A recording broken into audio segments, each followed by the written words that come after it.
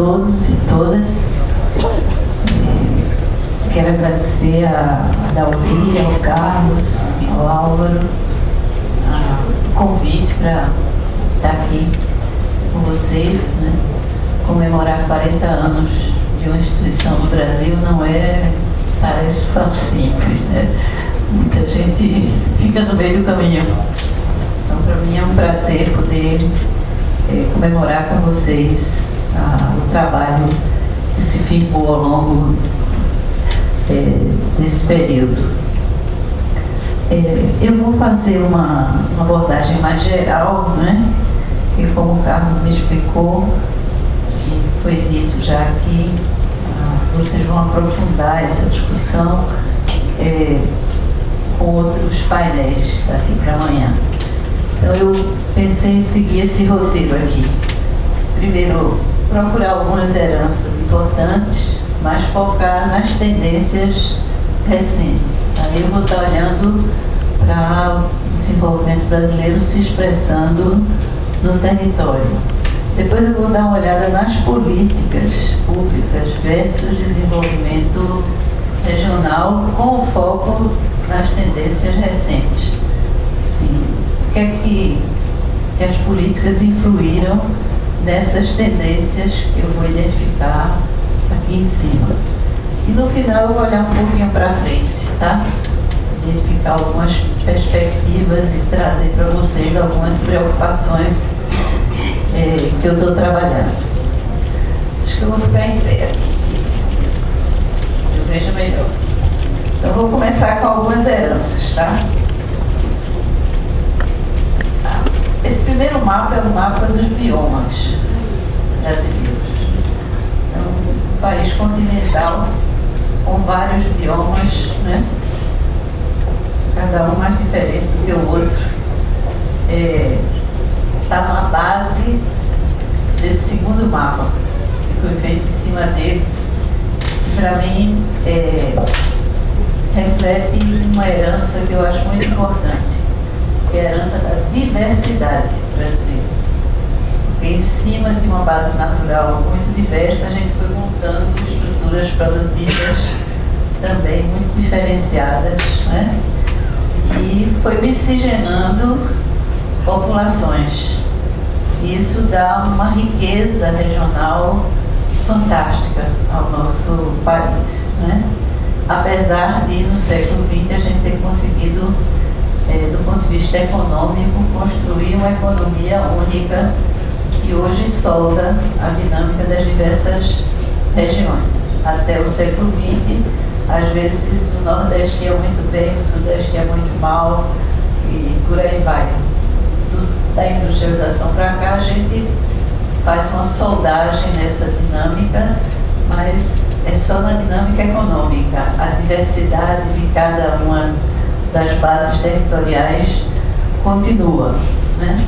Então, acho que essa é uma riqueza importante. A segunda é mais negativa. A segunda herança, que são duas concentrações que ficaram do processo histórico de ocupação humana e econômica do país. Primeira, a concentração litorânea, e qualquer mapa que a gente constrói, ela aparece com muita força, né? E a segunda aparece nessa linha aqui, ó. Que eu peguei vários mapas, eu tenho uns 50 mapas desse, mas vou mostrar só alguns. Esse é o da renda per capita no final do século XX. Então a gente vê quanto mais vermelho, mais baixa a renda per capita, quanto mais azul, mais alta a renda per capita. E tem um corte bem claro aqui, ó, de Minas, de Belo Horizonte para cima, Minas é mais Nordeste, de Belo Horizonte para baixo, Minas é Sudeste. Esse aqui é o do IDH, vejam como é semelhante, né? Esse aqui é o da escolaridade baixa, certo? Esse aqui é o da escolaridade alta. Como eu já falei, temos 50. Certo? Cada variável socioeconômica que a gente coloca no mapa aparece esses dois grandes padrões no país, né? Não é à toa que a questão regional é entendida com força como sendo um grande desafio só do norte e do nordeste do Brasil, por conta dessa herança. Tem uma outra herança que eu acho que também é muito importante, que vem do século XX, que eu chamo de abandono dos territórios rurais. Quando o Brasil resolve ser uma potência industrial no século XX, eu botei aqui o mapa industrial do Brasil no final do século XX, e a gente vê nitidamente que teve uma enorme concentração aqui, ó, nesse porção aqui. E esse mapa aqui é o mapa de um programa do governo Lula que se chamou Território da Cidadania. Então, são lugares no Brasil onde não se fez grandes investimentos no século XX. E aí, quando você vai procurar no mapa, são lugares onde os indicadores sociais também são muito distantes dos indicadores sociais do litoral e principalmente dessa mancha mais industrializada do Brasil. Do ponto de vista das cidades também, né, a gente tem uma enorme diferenciação entre a rede de cidades nessa porção do território e aqui no litoral do Nordeste, e a fragilidade da rede urbana em grandes partes do território nacional. Não dá para a gente falar também de uma herança de desigualdade aí importante quando a gente olha para as cidades. E da infraestrutura também. Eu peguei a infraestrutura rodoviária, que foi a nossa opção principal no século XX. Também a gente vê como é mais adensada aqui e como é mais adensado aqui. Então tem um padrão de concentração que vai se repetindo à medida que a gente vai tomando as variáveis. Qual é a minha síntese dessa herança mais histórica? Eu gosto dessa frase: a concentração tomou a diversidade. Então, um país muito diverso ousou fazer algumas concentrações importantes. E aí, como a diversidade foi ficando em segundo plano, a gente tem uma tendência a nos analisar pelas médias. E as médias no Brasil são complicadas. Elas tendem mais a esconder do que a revelar. Eu fujo das médias. E a gente também tem dificuldade em valorizar as potencialidades locais e de lidar com a heterogeneidade do país. Então, a concentração, ela foi mais prejudicial do que benéfica, pelo padrão de concentração que a gente ousou fazer, né? Poucos países tiveram a coragem que a sociedade brasileira teve, né? E botar 70% da indústria numa única região, no país continental. Botar quase metade da indústria num único centro urbano no país continental. Eu não conheço outro país que tenha tido tal ousadia. Então isso trouxe uma marca para o nosso debate muito importante. Quais foram as tendências recentes? Primeiro, do ponto de vista da ocupação humana, tem uma tendência interessante na demografia. Não só a tendência a diminuir o ritmo de crescimento populacional, mas do ponto de vista, e ela foi geral em todas as regiões, inclusive nas regiões mais pobres, a gente tem uma queda significativa da natalidade e uma melhoria da mortalidade. Mas a principal mudança, eu acho que é a mudança das migrações internas, que vem menos gente para o sudeste, mais gente para o sul urbano, né? Para o centro-oeste e para o norte, e o nordeste retém mais. O nordeste expulsava cerca de 1 milhão de pessoas nos anteriores, caiu mais ou menos a metade no último censo. Então teve uma tendência a guardar mais população. E uma outra tendência que eu acho importante, que é o dinamismo das cidades médias, que essa tabela do censo de 2010 mostra com clareza, né? Que dos municípios entre 100 mil e 2 milhões, todos eles ganham importância relativa no total da população brasileira. E eles abrigam 40% da população do país hoje. os municípios pequenos, que são muito numerosos, aqui, nesse primeiro patamar, até 50 mil, nós temos quase 90% dos municípios brasileiros. Porque a gente teve uma criação de município muito maluca, num certo período, tá certo? Ainda bem que parou. Mas tem um terço da população dos municípios até 50 mil. E vejam como deu uma estabilizada aqui, ó. Mais de 2 milhões, praticamente, não é que não está crescendo, mas não tem mais a força que teve no século XX. Minha cidade, por exemplo, em 1950 tinha 500 mil habitantes. Em 1970 tinha 1 milhão e 100. Certo? E isso acabou, né? Aquele crescimento vertiginoso de São Paulo, Rio, Minas, Recife, ele não é mais isso no século XXI. Por outro lado, as cidades médias são cada vez mais importantes. Infelizmente, a gente não está olhando muito para elas e seria a hora de olhar, certo? Porque é muito mais fácil, mais barato a gente fazer uma cidade boa nesse patamar de 500 mil, 1 milhão, do que consertar São Paulo ou consertar Recife, né? E para fazer qualquer coisa a gente tem que tirar a população e levar para outro canto e os projetos ficam muito caros. O Brasil está pontilhado de cidades médias dinâmicas. Esse mapa é de um estudo que eu participei sob a coordenação do CGE, feito pelo Ministério do Planejamento, que foi atropelado pelo PAC. A gente estava pensando uma abordagem territorial lá no começo do governo, o PAC veio, passou por cima e o estudo ficou guardado. A outra tendência é a da relativa desconcentração industrial. Eu acho importante, tá?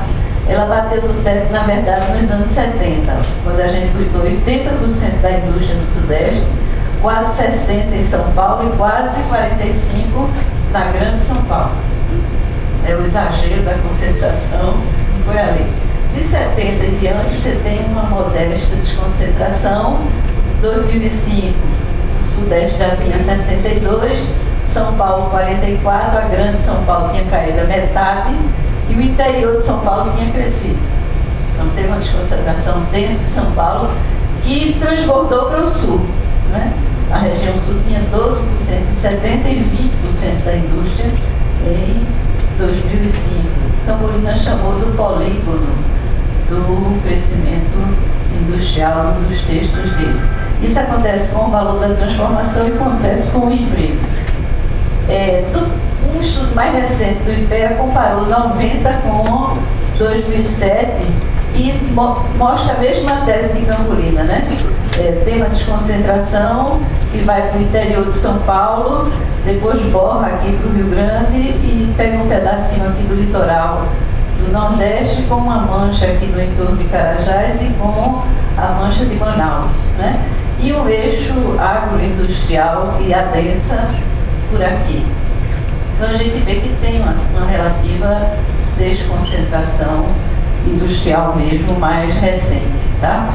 Um dado interessante desse estudo do IPEA é que as 10 micro-regiões mais industrializadas perdem peso, de 47% para 32% no emprego industrial do país. Então tem um movimento de desconcentração. A concentração bate no teto mesmo até os anos 70. Do ponto de vista agrícola e do desenvolvimento rural, também a gente vê que principalmente o norte e o centro-oeste ganham importância. Aqui tem vários indicadores e compara os anos 70 com os anos mais recentes da primeira década do século XXI, e a gente vê nitidamente essa base produtiva se ampliando nessas duas regiões, o norte e o centro-oeste. O nordeste é um caso especial porque ele perde peso na produção, tudo que é produção ele perde peso, mas ele ganha peso no emprego, certo? Que é um indicador ruim. Você tem 46% da população ocupada na agropecuária, gerando somente 14% da produção agropecuária do país. Então já é o primeiro sinal da baixa produtividade dessa base agrícola que domina essa região, né? Mas para mim a mudança mais interessante que a gente fez nessa primeira década do século XXI foi a forma de crescer da economia do país, que o pessoal do PPA chama crescimento com base no consumo e na produção de massa. Esse jeito de crescer, associando políticas sociais com crédito e com algumas políticas econômicas, ele já foi muito decantado do ponto de vista social, com a tal emergência da classe C, né? Mas ele tem um impacto regional também muito interessante. Aí eu tomei alguns indicadores para mostrar a vocês como é que isso aqui operou do ponto de vista regional, né? Então, por exemplo, o rendimento médio melhorou a renda das famílias, foi a primeira grande decisão estratégica. Programas de transferências sociais no acelerador, salário mínimo pelo acelerador, isso melhorou a renda da família. Como é que se expressou regionalmente? Veja, tem um crescimento médio de 4,5%, o Sudeste cresce abaixo e todas as outras regiões crescem acima. Tá certo? Então ele é regionalmente positivo para quem quer um país menos desigual regionalmente. Quem mais cresce é o Nordeste. E no segundo patamar, Centro-Oeste, Sul e Norte. E quem menos cresce é a região que tem um nível de renda mais alto. Tá certo? Do ponto de vista do crescimento do consumo, aumentou a renda, aumenta o consumo. Aí eu fiz esse gráfico com base na pesquisa mensal do comércio do IBGE. Aí a gente vê, esse amarelinho é estado do Nordeste, esse verdinho é estado do Norte. Então vejam, até aqui, a grande maioria dos estados onde o consumo cresce mais rápido são do Norte e do Nordeste. Começa a aparecer Sudeste aqui, a média nacional está aqui, certo? Então, o que é que aconteceu? A renda melhorou mais fortemente nesses lugares, o consumo se acelerou também com mais força nesses lugares. E aí o PIB também, tanto do Nordeste como do Norte, cresce acima da média nacional, do Centro-Oeste também. O emprego também, o emprego formal, ele cresce em todas as regiões, mas as maiores taxas são Norte, Centro-Oeste e Nordeste. Isso aqui é um mapa do crescimento do emprego formal feito com base em micro-região. Então veja como as taxas mais altas, elas estão exatamente daquela minha linha para cima, certo? Coincide com aqueles meus mapas anteriores, né? Do ponto de vista das macro-regiões, esse mesmo dado do emprego formal, claro que em volume, o Sudeste é quem cresce mais, porque tem uma base produtiva muito maior, mas em ritmo de crescimento, em taxa de crescimento, veja, quem puxa é o Norte, depois o Nordeste. E em terceiro lugar, o Centro-Oeste, todas três acima da média nacional. É um Brasil completamente diferente do Brasil do século XX, né? Uma mudança muito interessante do ponto de vista regional. A informalidade do desemprego também, você tem queda em todas as regiões da informalidade, muito interessante, tem menos formalidade hoje na média do Brasil e nas regiões, nas três regiões. E Norte e Nordeste, embora tenha ainda uma informalidade maior, são dados do censo, mas eles tinham 2/3 da população informal no final do século passado, tá certo? E a desocupação também, ela cai no país inteiro, cai mais aqui no sul, mas veja como tem uma queda importante também no Norte e no Nordeste, né? As taxas maiores continuam lá, mas com quedas também significativas. A redução da pobreza, que é uma outra variável importante no Brasil recente. Quando a gente lê regionalmente, o ritmo de queda da pobreza é mais intenso no Nordeste. Isso aqui é população até 1/4 do salário mínimo. Veja, quase 45% da população do Nordeste estava nesse patamar e vem para o patamar de 25% aqui. Então, não só é Norte e Nordeste que cai com mais força, como o hiato entre Norte, Nordeste e Sul, que é a região melhor, também diminui significativamente. Então, tem um impacto regional muito positivo, essa redução média da pobreza do país. É isso que eu estou querendo mostrar. Alguns indicadores sociais. Por exemplo, a mortalidade infantil, que é um indicador onde o Brasil se deu bem nos últimos anos. Ela cai significativamente em todas as regiões, mas veja o destaque para o Nordeste. Norte e Nordeste, ela está num patamar muito acima da média do Brasil, então uma queda significativa. O Nordeste vem para perto da média nacional e estava muito longe da média nacional antes. Então tem uma queda importante. Isso aí é política de saúde na veia, PSF do bom, que teve um impacto aí importante, tá certo?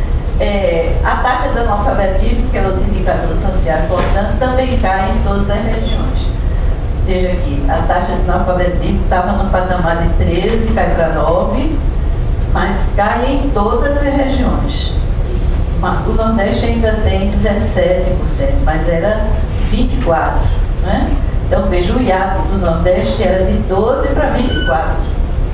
Era o dobro da média nacional. Não é mais o dobro da média nacional, um pouquinho abaixo do dobro, tá certo? O grande tragédia do Nordeste está aqui, ó. Isso aqui é a mesma tabela feita agora por rural e urbano. Então veja como o Nordeste tem uma situação grave aqui. Quase 40% da população rural em 2000 era analfabeta, mas ainda 30% da população rural era analfabeta. Então, aquela renda baixa, dialogando com analfabetismo alto no meio rural do Nordeste, ainda é uma herança pesada, né? Mas a tendência foi melhorar. Para além do consumo, o governo tentou e continua tentando melhorar o investimento. E o grande esforço da melhoria do investimento foi o PAC. Tanto em infraestrutura econômica, como em infraestrutura urbana, como na atividade produtiva. O PAC é um grande pacote que fecha tudo isso. Tem um estudo recente do CEDEPLAR que tentou fazer o impacto regional do PAC para o Ministério do Planejamento. E a conclusão do estudo é que o PAC tem um lado desconcentrador. Quer dizer, quando eles rodam o modelo de equilíbrio geral, combinando com matriz de insumo-produto para ver o impacto regional, o diagnóstico que eles fazem é que o PAC tem um viés desconcentrador regionalmente. Tá? Qual é a síntese que eu faço até aqui? É que tem mudanças importantes que estão em curso. Aquelas heranças eram pesadas, mas nos anos recentes as mudanças são mais favoráveis do ponto de vista de redução das desigualdades não só sociais, também regionais, tá certo? A grande pergunta é se elas são sustentáveis, tá certo? Se isso teve força para ficar ou se a gente ainda tem alguns problemas. Por isso que no final eu vou olhar para os problemas. Políticas públicas. Quais são as tendências recentes? Segunda parte. Primeiro, final do século XX. Como é que terminou isso no final do século XX? O final do século XX é marcado primeiro pela crise financeira do setor público.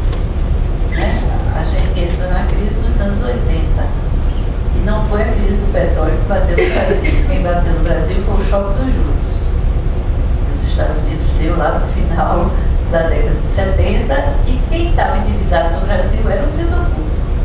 Então bateu de frente do setor público brasileiro, gerando um processo de endividamento grande do qual a gente não saiu ainda. Reduzimos, melhoramos, equilibramos mais, mas ainda temos 33% de relação dívida-PIB, certo? Quando a gente olha para a Europa hoje, até que respira aliviado, né? Tem gente com mais de 100, mas ainda temos um peso importante dessa fase do endividamento, que reduziu política pública. Então, tinha uma retração de política pública que tinha a ver com a crise financeira do próprio ente público. Como se não bastasse isso, a onda liberal chega aqui no final do século XX. E aí não é só a realidade material, é também a ideologia de que o Estado não deve ter tanta presença, que marca a última década, principalmente do século XX. Aí tanto o Estado se reestrutura, como avançam privatizações, reduz a presença do Estado. Então, as 2 décadas finais do século XX são momentos assim, de menos política pública, digamos assim, tá certo? Tem um esvaziamento das instituições regionais e dos antigos instrumentos de política regional. Então, aquilo que a gente construiu de política regional até 70 perde força nas 2 décadas finais do século XX. A Sudene, que era um grande exemplo, é fechada por Fernando Henrique já no começo de 2001, junto com a Sudano, né? E não conseguimos reerguer. Na contramão disso, a Constituição Federal de 88 criou os fundos constitucionais. Então, no meio da crise do Estado, da visão liberal em hegemonia, o Constituinte foi lá e botou uma cunha interessante, que foi a criação dos fundos constitucionais para Norte, Nordeste e Centro-Oeste. Mas com uma restrição, é crédito para o setor privado, tá certo? Tem aí um sistema de crédito especial, constitucional, mas para o setor privado, né? E, às vezes, nesse tipo de região, não basta ter crédito para o setor privado, porque falta estrada, faltam outros investimentos. Então, aqui tem um contrapeso que ficou do Constituinte.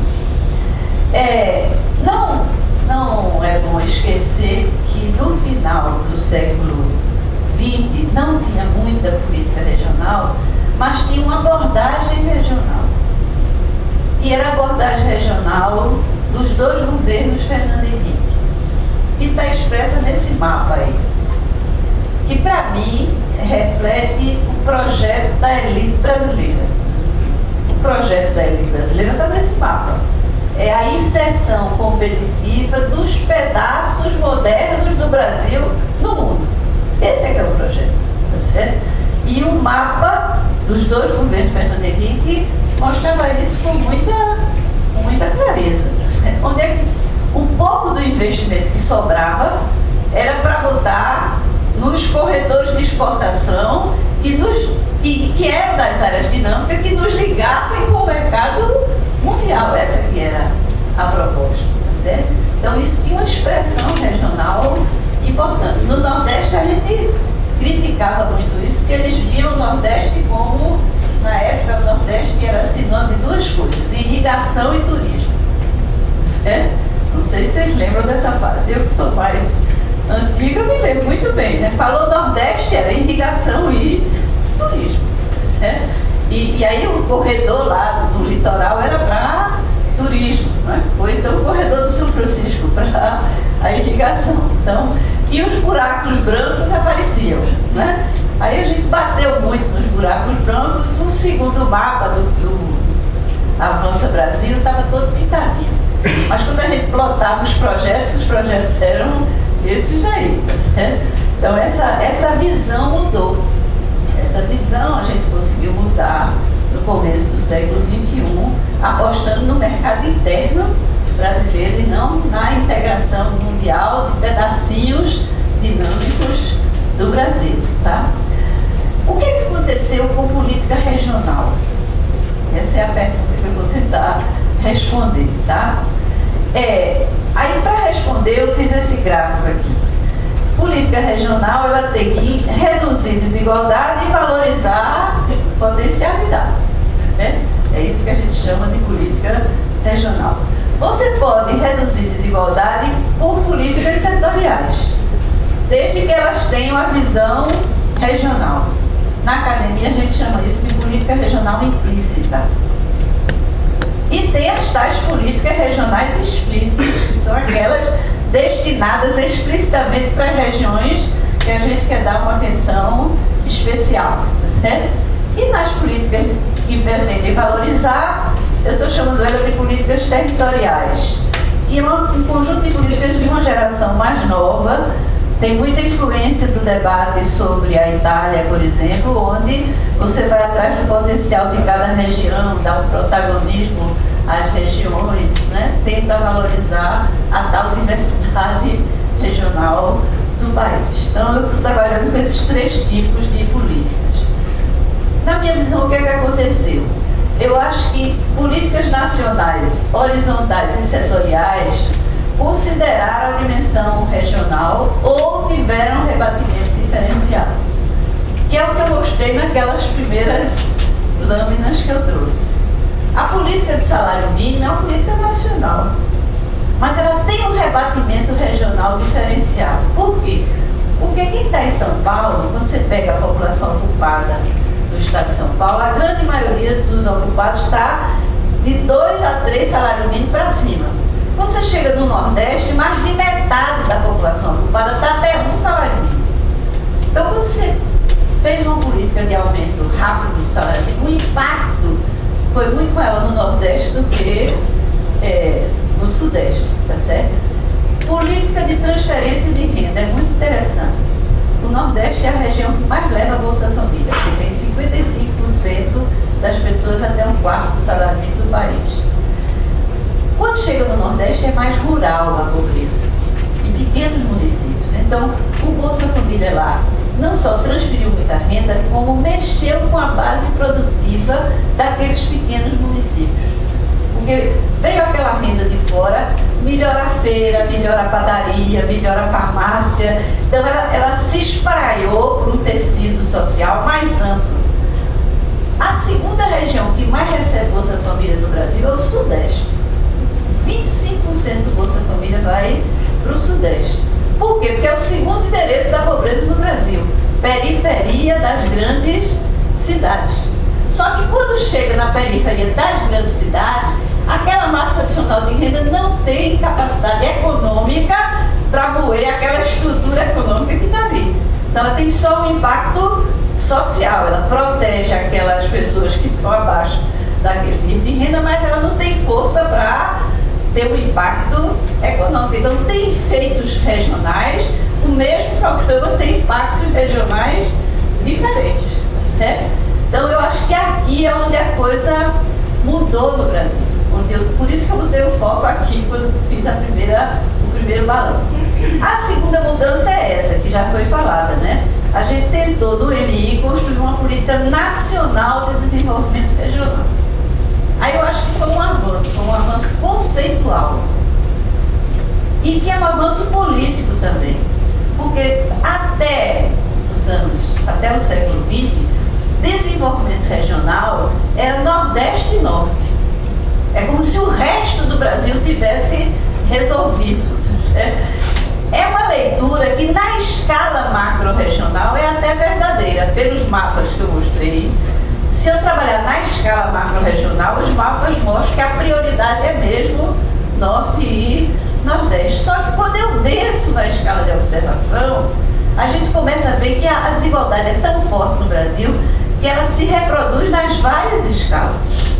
Aí a gente começa a descobrir região problema no Sudeste rico, tá certo? Então o Sudeste rico tem o Vale do Ribeira, que é uma região estagnada, muito pobre, que não sai do canto. Isso é problema regional ou não? Certo? Então, essa ideia da política nacional foi de fazer uma outra leitura, agora com o mapa do Brasil, em várias escalas, para mostrar que o Brasil precisa ter uma política nacional de desenvolvimento regional, olhando as desigualdades regionais em várias escalas. E aí vai descobrindo que o Rio Grande do Sul está no sul, que é a região socialmente melhor, mas o Rio Grande do Sul não só não.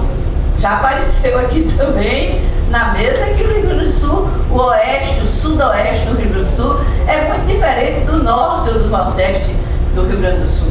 Certo? Então, para tirar o Rio Grande do Sul do debate sobre a política regional brasileira, né? Então, essa é uma discussão que foi muito interessante que aparece aqui.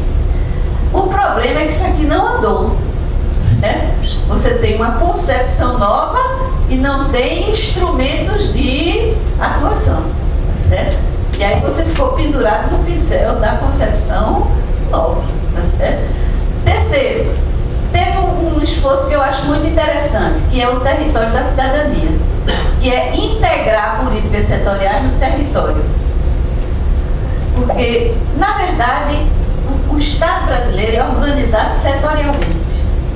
Certo? E tem uma grande dificuldade de lidar com o território, porque a estrutura é setorial. O governo federal é assim, o governo estadual é assim, o governo municipal é assim, tá certo?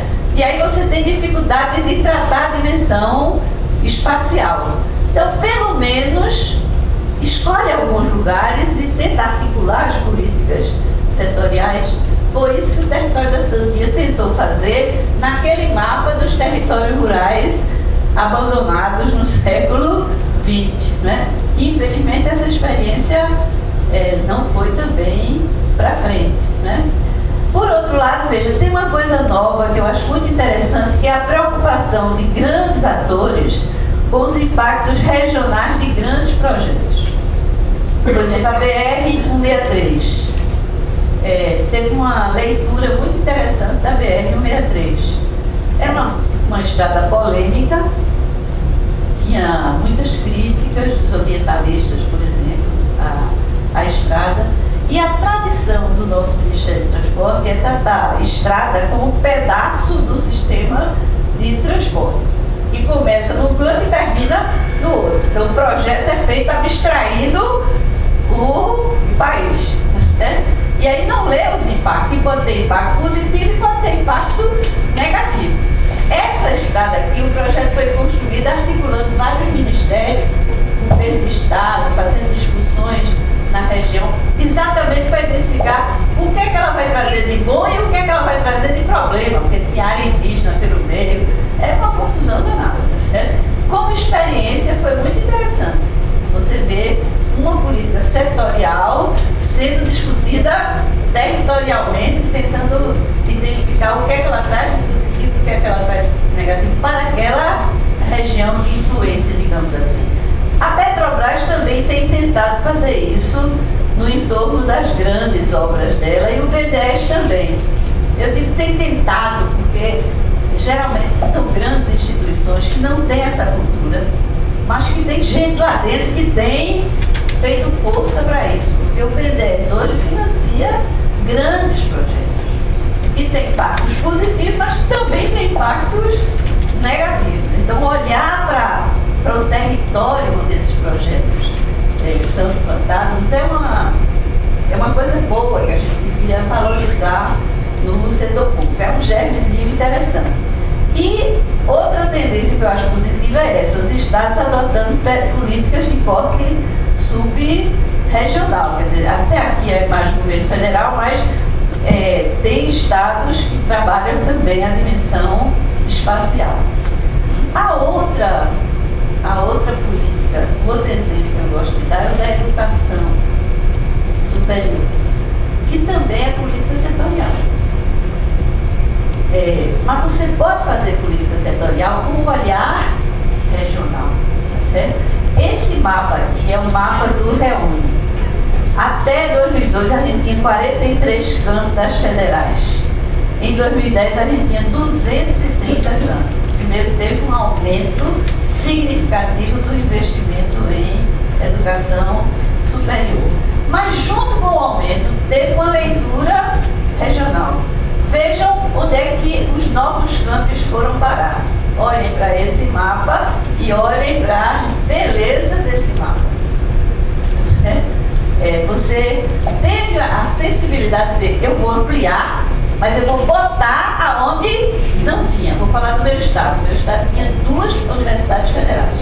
a Federal de Pernambuco e a Rural de Pernambuco, todas duas no Recife. O cara sai de Petrolina para estudar veterinária na beira da praia.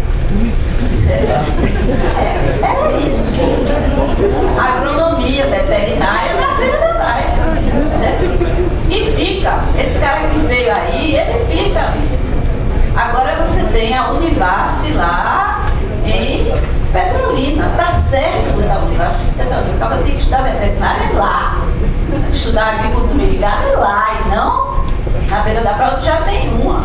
Certo? Até anterior a outra. Então, este mapa é muito importante, gente. Ele está trazendo um dinamismo muito interessante, que ele está colando com aquela tendência demográfica de dinamismo das cidades médias.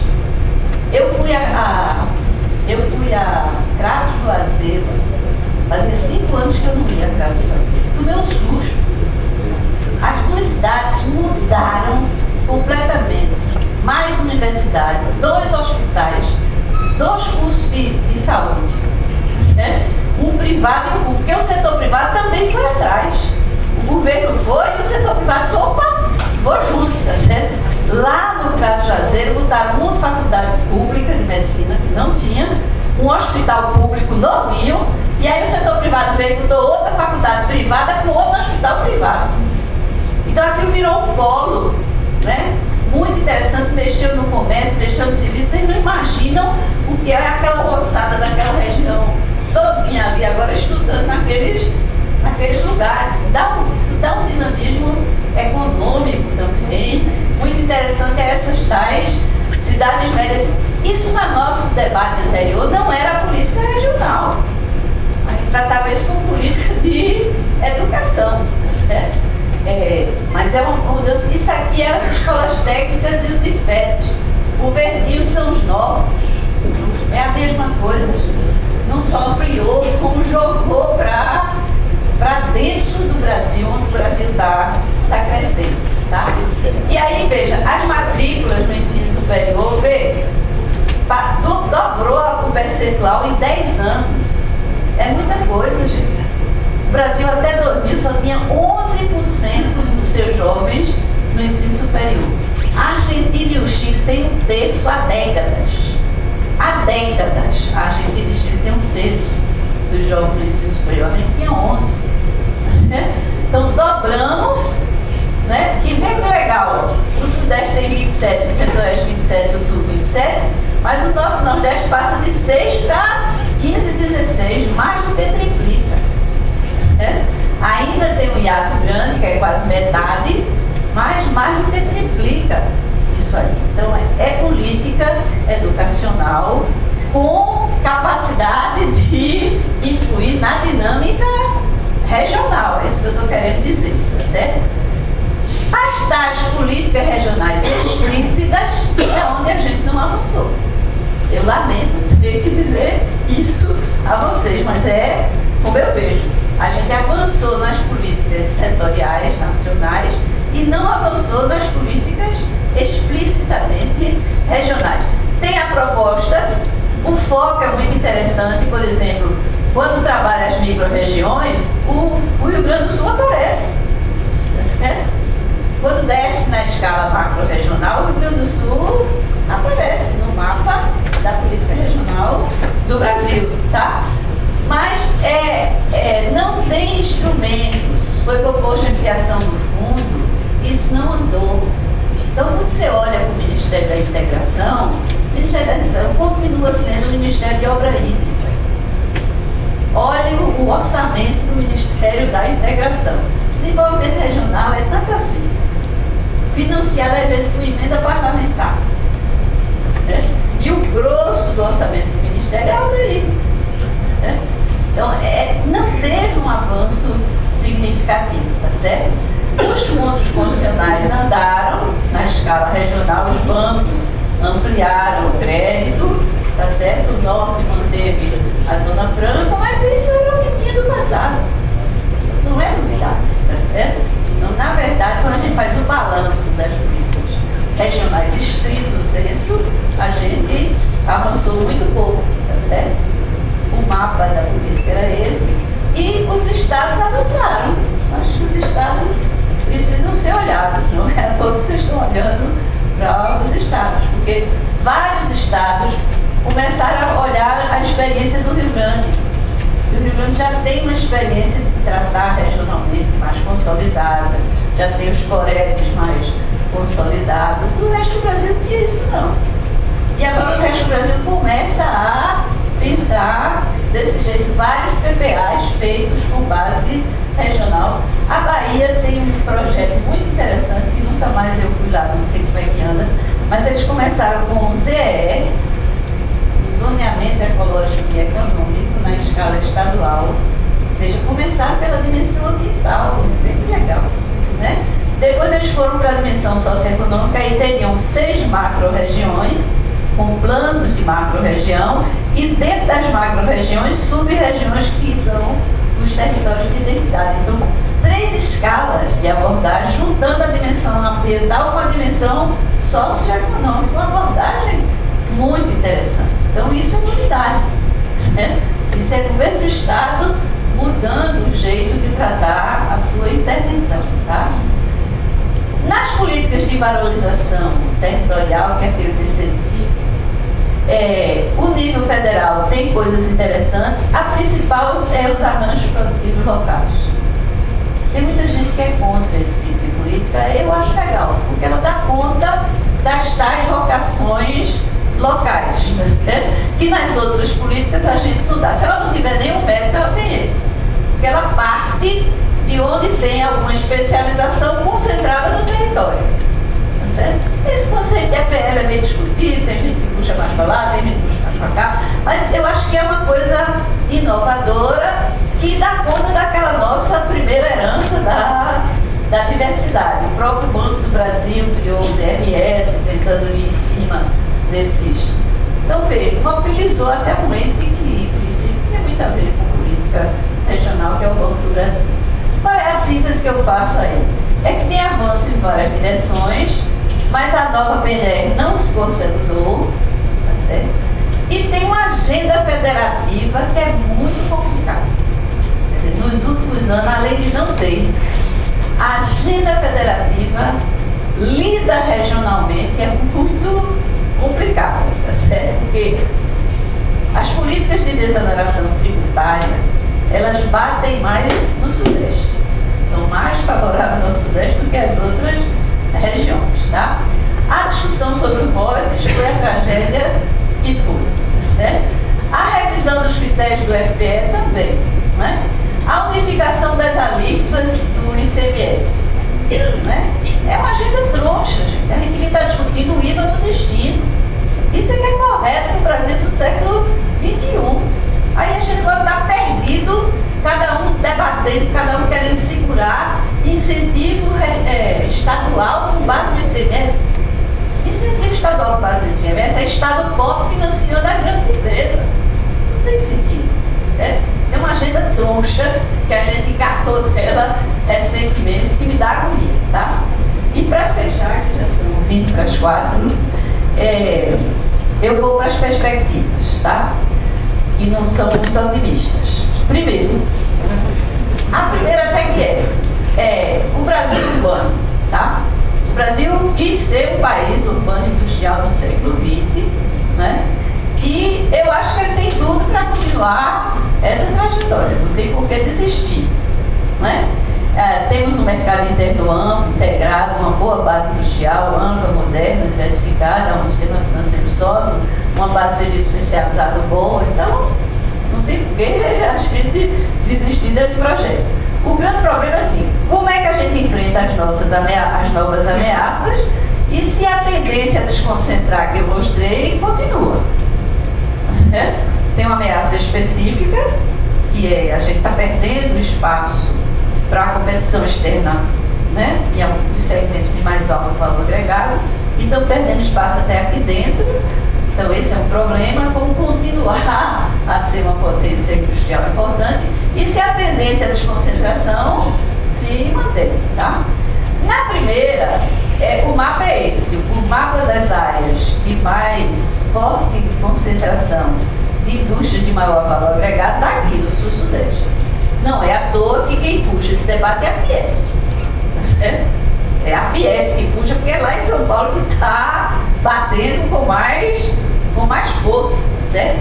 Claro que tem o Código de Manaus, que isso aqui é eletrônico, também a gente está perdendo condição, tá certo? Mas a força do debate está puxado aqui, porque é aqui.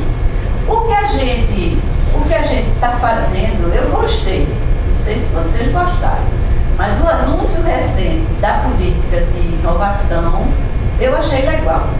Porque o Brasil Maior, que é o projeto que trata da indústria, não tem regional. Eu já li 20 vezes e o regional é uma frasezinha lá só para eleger. Não tem visão regional. Agora, este projeto da inovação tem. Porque, primeiro, eles trouxeram as pequenas e médias empresas para dentro da discussão. Eu acho que foi um avanço trazer o SEBRAE. Eles estão propondo articulação com os bancos regionais e estão propondo articulação com o sistema estadual de CT através das fundações. Vão criar uma empresa pública, semelhante à Embrapa, que é a Embrapa agora da indústria, mas no pacote tem uma leitura regional, tem a preocupação de ir buscar agentes que estão em vários lugares do Brasil. Então, acho que ali tem um encaminhamento interessante. A minha primeira leitura é positiva, tá? Agora, onde é que está a ameaça? Na segunda pergunta. A desconcentração continua? A minha hipótese hoje é que não. Hoje eu trabalho com a hipótese de reconcentração da indústria. Vou mostrar alguns mapinhas para você. Isso aqui é o mapa do pré-sal. O pré-sal está aqui, né? E o pré-sal, o segmento petróleo e gás já é hoje o setor industrial que mais investe. Pode abrir uma tabela do BNDES que tem volume de investimento por setor, é disparado o primeiro setor, petróleo e gás. Onde é que está esse setor? A extração está aqui, não dá para brigar com a natureza. Mas o marco regulatório diz assim, nem vamos exportar petróleo bruto, queremos petroquímica e derivados, e vamos fazer desse investimento estímulo à cadeia de fornecedores aqui dentro do país. Então é para estimular a indústria a partir do investimento em petróleo e gás. Então a extração daqui, e aí onde é que está a petroquímica? Está aqui. Pernambuco conseguiu umazinha de 1,6 bilhão num total de 23 mil. Então, petroquímica está vindo para onde já tem a concentração, tá? Setor automotivo. Tá? Não, aí eu esqueci do setor que fornece ao petróleo e gás, que é eletrometal mecânico. Eu usei no mapa aqui, onde é que está a eletrometal mecânica do Brasil. Está todo no sul-sudeste. Aí o Nordeste está morto de feliz e conseguiu 3 refinarias. Conseguiu, na verdade, uma, porque a segunda está parada e a terceira está devagar para lá e para cá. Ninguém sabe nem se vai ser feito. Tá certo? O grosso está aqui. Então, a minha hipótese é petróleo e gás vai funcionar na contramão da desconcentração. Automóveis, que é o outro setor que cresce muito, tem um bloco de investimento anunciado no PAC de 34 mil. Aí quando eu olho para onde vai, tudo aqui. Pernambuco conseguiu uma, porque Lula deu 2 gritos lá. Certo? Até Dona Dilma era contra. Então ele deu 2 gritos, tem que sair incentivo e vai porque tem incentivo. Certo? Se não tiver incentivo, não vai. Vai para onde já está. Certo? Siderurgia, tem uma certa desconcentração por aqui. Mas tem uma força grande e aí não dá para brigar também com o laço. Tá? Então eu tenho uma hipótese aí que em setores importantes industriais dinâmicos, tem um viés reconcentrador. Tá? Desenvolvimento rural. Aí para o mundo rural, eu acho que vai energia e alimento. Tá? Energia, aqui não é petróleo. A gente está bem, temos uma matriz energética desconcentrada, boa aqui, ó, 43% não renovável, com uma média mundial de 13%. Mas o carro-chefe é etanol. Onde é que está o etanol? O etanol está aqui. O mapa do etanol é isso aí. São Paulo, Mato Grosso do Sul, Goiás. O resto está fora. Certo? Esse é o Brasil da energia renovável. Certo? Alimentos, que é outro potencial do Brasil, né? Porque tem uma demanda mundial que vai aumentar muito, certo? E tem um problema de água em vários países, né? O Brasil, por outro lado, faz parte da solução, porque a gente tem água, terra fértil, já é competitivo e está agora aprendendo a fazer uma melhor convivência entre a agricultura patronal e a agricultura familiar. Então, estamos bem colocados, digamos assim, tá certo? Então, a gente pode ser uma potência agroindustrial interessante no século XXI. A pergunta é, regionalmente, tá certo? O agronegócio está aqui, ó. Também tem uma localização espacial muito especial. O Rio Grande do Sul aqui embaixo fica fora. Então, acho que aí tem uma preocupação, tá certo? Retomada do investimento em infraestrutura, que é a agenda mais recente, e a ousadia da nossa presidente, né? Ela quer porque quer ampliar o investimento em infraestrutura, acho que ela tem razão, e ela está tentando trazer o setor privado para entrar nesse negócio, né? Porque toda a infraestrutura brasileira foi feita basicamente pelo setor público. Ela vê que tem dois problemas. O tamanho do investimento público é pequeno do tamanho da necessidade. Segundo, a capacidade de operar do setor público também é complicada, né? Desmontamos e agora queremos que o pessoal funcione. Não dá, ainda bota o controle e recuperar do outro lado. Acaba dizendo, não pode. Então o PAC está com dificuldade, né? Aí ela vai para o setor privado. Os dois mapinhas dela do setor privado. Esse mapa é o das rodovias, para fazer concessão. O mapa está todo aqui, ó. Norte, Nordeste e Sul estão fora do mapa. O Sul está aqui com um pedacinho do PAC de execução. Deve ser a BR-116.